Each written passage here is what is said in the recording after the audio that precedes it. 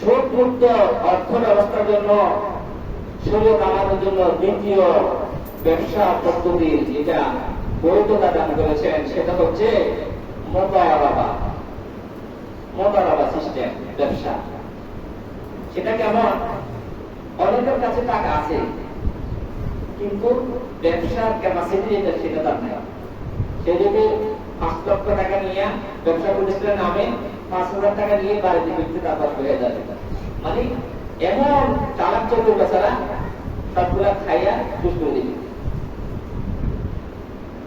তার সামর্থ্য আছে, অর্থ আছে, কিন্তু ব্যবসা পরিচালনা করার মতো সে সময়ও নাই, সে যোগ্যতা তার নাই।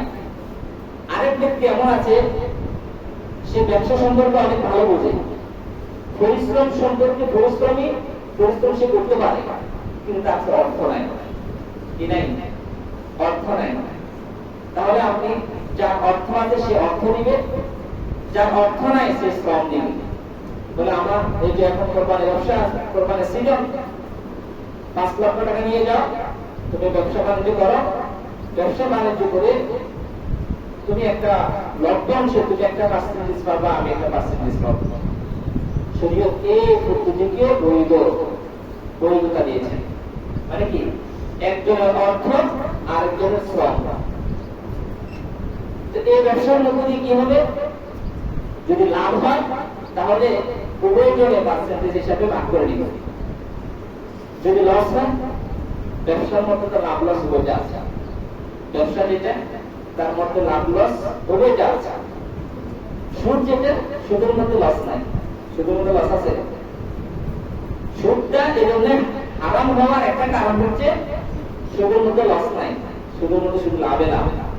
ধনী ধনী হবে, বৃত্তশালী হবে, গরিব গরিবে হবে, নিশ্চয় হবে। সেজন্য সুদটা হারাম। আর ব্যবসার মধ্যে লাভও আছে, ক্ষতিও আছে, লাভও আছে, লসও আছে। তো ব্যবসায় প্রতিষ্ঠান যখন আপনি করতে যাবেন হয়তো লস হইতে পারে। লস হলে কি হবে? যার অর্থ লস হতা, যার অর্থ লস হতা। বলে লাভের বেলাতে উভয় সমান, উভয় নিবে, লসের বেলা উভয় নিবে না কেন?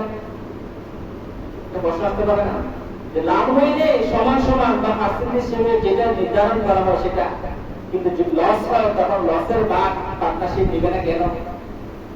সে নিবে না, এজন্য সে তো অর্থ দেয় নাই। তার অংশীদারিত্ব হচ্ছে শ্রম, সে যে শ্রম দিল, শ্রম থেকে তার লস, শ্রমের বিনিময়ে সে কিছু পেল না।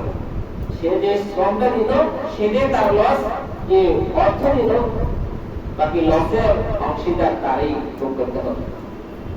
তাহলে একজন অর্থ আর একজন শ্রম, এই ধরনের ব্যবসাকে শরীয়ত বৈধ ঘোষণা করেছে।